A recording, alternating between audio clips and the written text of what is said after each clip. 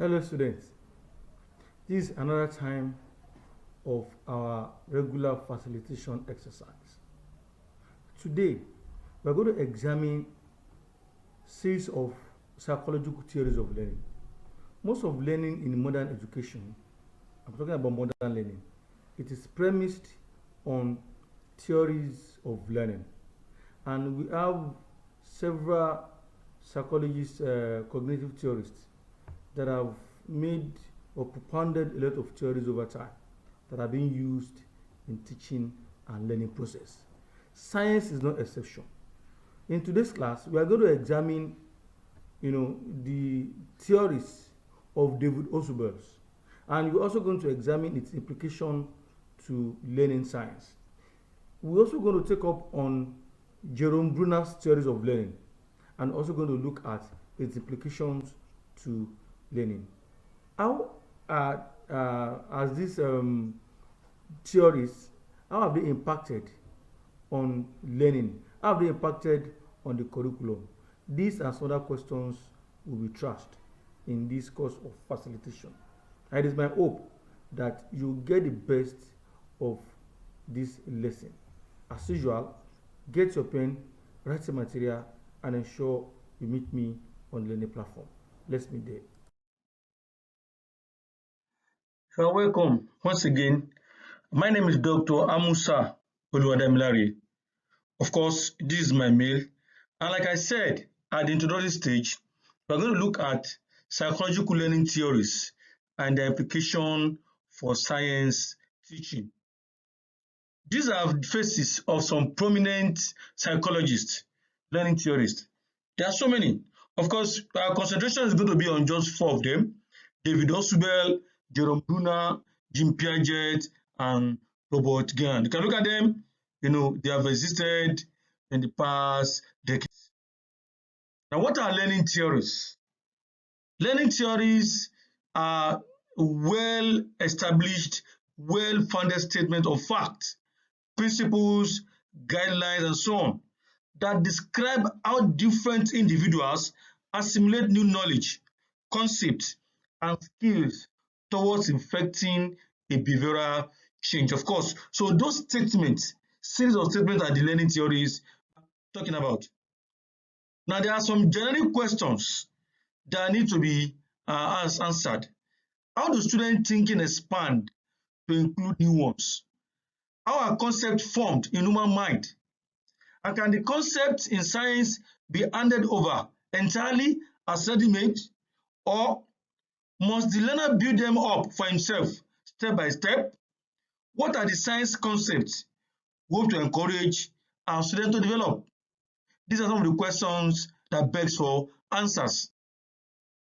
The aims and objectives in this class, because we are going to look at David Ausubel and Jerome Brunner in the first segment of this lecture.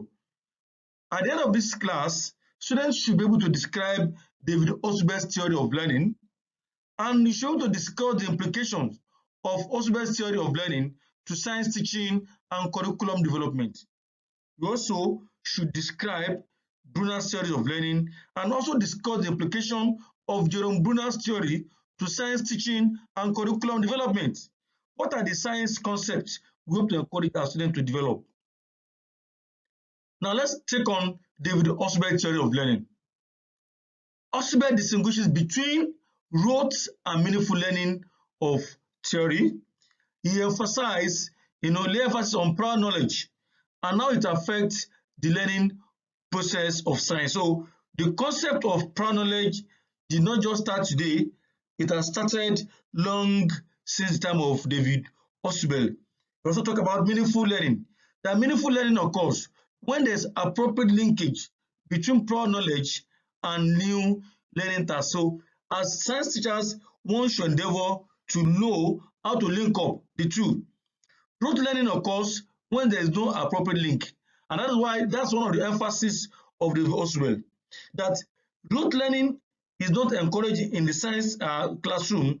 However, it comes up when the science teacher fails to link up, the prior knowledge and the new learning task. David Ausubel also asserted that part of the learner's cognitive structure which provide for the interaction necessary for meaningful learning are called subsumer. New learning must be linked to the existing knowledge to create meaning. What are the implications of Ausubel's theory? 1. Teaching must not begin until the teacher is sure of previous knowledge, and if not, it should be provided. And that is why we are encouraged to always link up.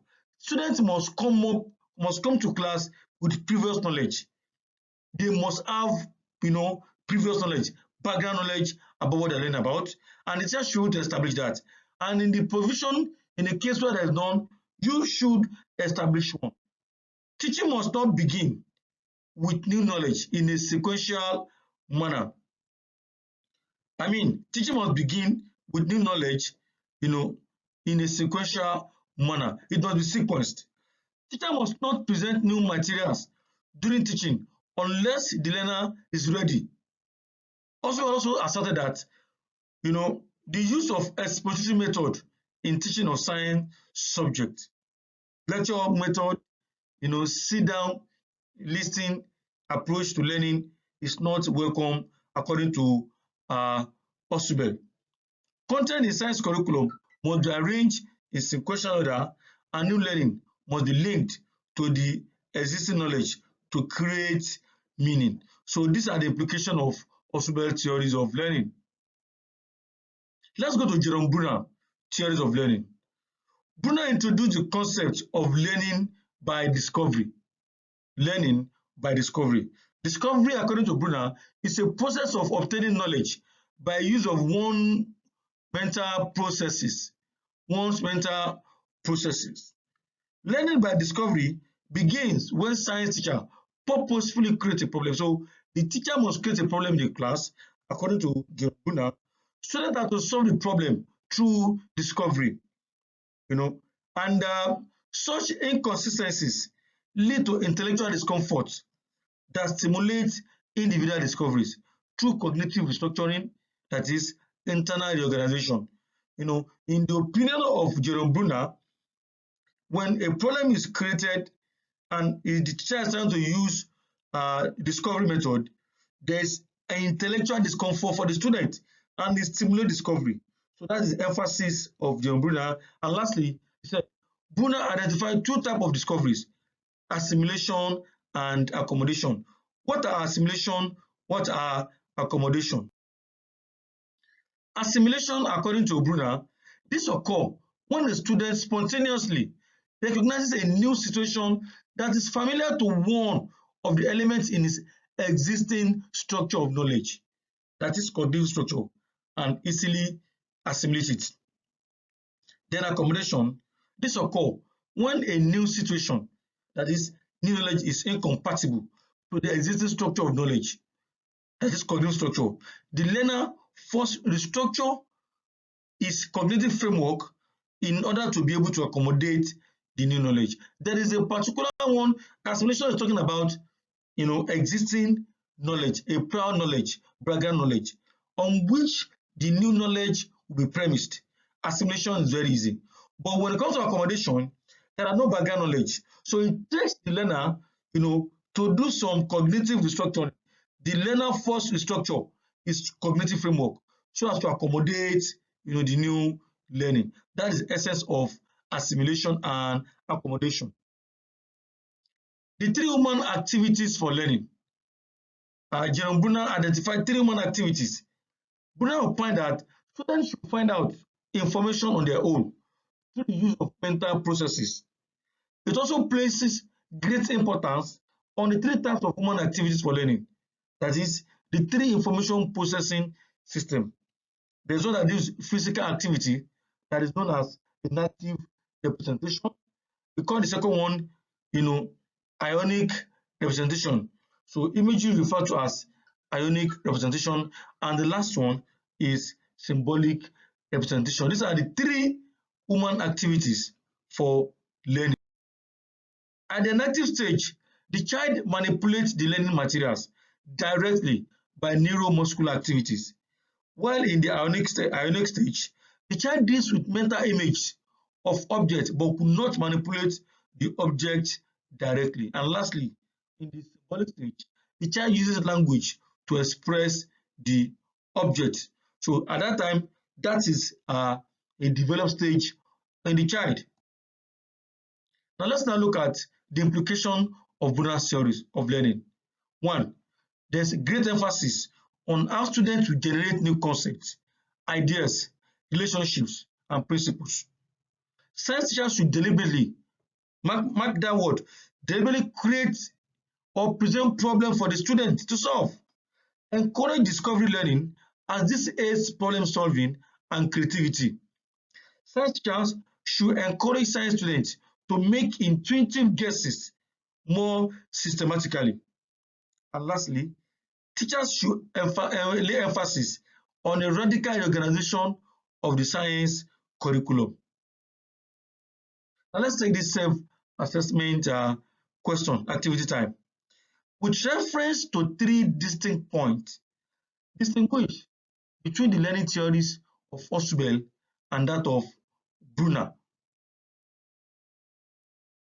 A quick recap of what we have discussed so far. David Ausubel opined that the value of prior knowledge is very important. Meaningful learning only takes place when there's appropriate link between prior knowledge and new learning task. He also emphasize the importance in sequence of instructions. That's according to David Ausubel. And according to Jerome Brunner, learning through discovery is very important, and that method should be adopted by the science teacher. He also opined that discovery aid problem solving and creativity, in development. So, and lastly, two forms of discovery were propounded, and that was assimilation and accommodation. We're going to talk about, in our next class, we're going to talk about, learning theory according to Robert Gunn and that of Jean Piaget in our next class. Before then, I say goodbye for now. Bye-bye.